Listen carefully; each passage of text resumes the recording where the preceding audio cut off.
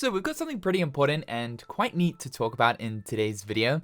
Kingdom Hearts XChi. No, not Kingdom Hearts Union Cross, not key back cover. I'm talking about Kingdom Hearts XChi, the original 2013 Japanese exclusive Kingdom Hearts browser game. This would probably have to be the most obscure and lesser known Kingdom Hearts game out of the entire franchise, mainly because it was overshadowed by Kingdom Hearts Unchained XChi, which was sort of a remake of XChi in a sense for mobile devices that released in 2015 and would eventually come to the rest of the world. While Unchained XChi didn't cover absolutely 100% of XChi's story, it at least trotted over most of the important parts. Of course, Unchained XChi in 2017 would then be rebranded to Union Cross, which marked the beginning of the game going into its own original story. The original XChi for PC, though, never got localized. It remained a Japanese exclusive Kingdom Hearts game, with its lifespan lasting just over 3 years, with it releasing back in 2013 and the service shutting down in September of 2016, the same year Unchained XChi would be released in the West. So I guess from Square Enix's perspective, there was never really any reason to bring XChi to the West, as Unchained XChi was planned to release all along. But what if I were to tell you that there are currently efforts underway to both restore and revive Kingdom Hearts XChi, allowing you to download the game's clients and play it offline. This would mean that players would be able to experience at least part 1 of the Kingdom Hearts XChi story, as Union Cross's story is considered part 2, and to be able to play through all of the content that original version offered, as there are some differences between XChi and Union Cross, mainly looking at the game's combat system, with XChi revolving more around a card system compared to Union Cross's medal system. I only just found out that this is something that is truly happening through the 13th Vessel, who is one of the people who are actively trying to bring this game back in an offline format. It's not just him though, it's a group of people who are actively banding together to try find the remnants of the game from people who had previously backed up the game's files to stitch it all together in order to preserve this experience. I do find this really surprising though, mainly because I don't think I've ever seen anyone say that they want Kingdom Hearts XChi to be brought back. Sure, there's absolutely that want to either reinstate that offline version of Union Cross that we had, or to just plain old remake it, which would also include the story of XChi, but to restore the original PC browser version of Kingdom Hearts XChi? Yeah, this is something that isn't really ever talked about. But considering that the bulk of the Kingdom Hearts audience have probably never played this game, or more so have just plain old forgot about it because of Unchained XChi Union Cross, and also this is a game that I guess at this stage is sort of lost to time, it's important that there are actually efforts to try preserve it. The group of people who are trying to bring this back are known as the Daybreak Town Restoration Committee, a very fitting name. Right now, they do have a functional build that is semi-operational, allowing you to sit in the Daybreak Town main menu hub, explore the menus, customize your own avatar, and view theater mode. You can see that the team are able to modify text fields here, with the notices now saying that XChi has returned offline, with 2025 as the date. However, the team has unfortunately come to a bit of a roadblock. While there are parts of the game that are indeed functional, there's also a large amount of the game that is still missing. And this mainly pertains to the files that are associated with both the missions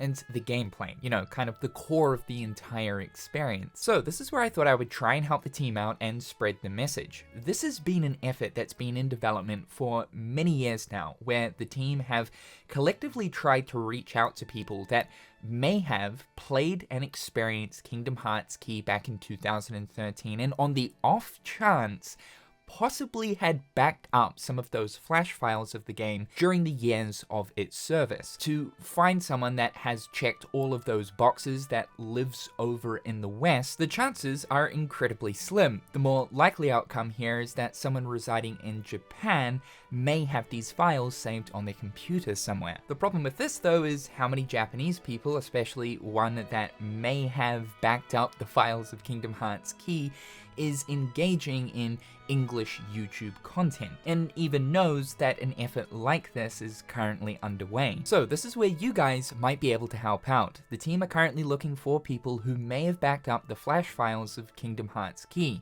if you're that special someone and you currently have the files saved on your computer, please get in contact with the 13th Vessel. You can either DM him over on Twitter, as his DMs are always open, or you can email him using the address on screen right now. We're basically trying to hunt down the Golden Goose, the one with the keys to the past. Now, even if you're not that person who has the files, which is going to be 99.9% of you guys, there is still a way that you can help out by either spreading this message or sharing this video, in the hopes that it will hopefully reach someone that may have, on the very slightest off chance, has saved this game. And if we do manage to reach this person, it provides that opportunity at some point in the future where we can all collectively play a really special part of Kingdom Hearts' history. Now, I know what you guys are thinking, even if the game were to be completely restored for an offline version, how would one play it if they don't understand Japanese? So this is a question that I asked the 13th Vessel, and he mentioned, sure, if the game can be restored, translations would definitely be one of the first things we'd look into. In fact, we're already trying a few things, as you can see in one of the pictures. There's even a chance we might end up translating part of the game during the restoration process itself, just to make things easier for us. I also wanted to know that if the game doesn't get completely restored, looking at the missions and the gameplay side of things, would the team at least consider releasing the current build of the game they have right now, so that at least that way people would be able to view the cutscenes and play around with the menus. At least this way, part of the game is still preserved and people would be able to experience it. And this is something that will be brought up to the team to be put under consideration. But I imagine that this would only happen if the team get to a point where it's like, okay, there is absolutely no way we're going to be able to restore this experience, so at the very least what we can do is give you a partial version of the game. This entire process though definitely feels like a so close yet so far away type of situation. But I have to imagine that there will be somebody out there in the abyss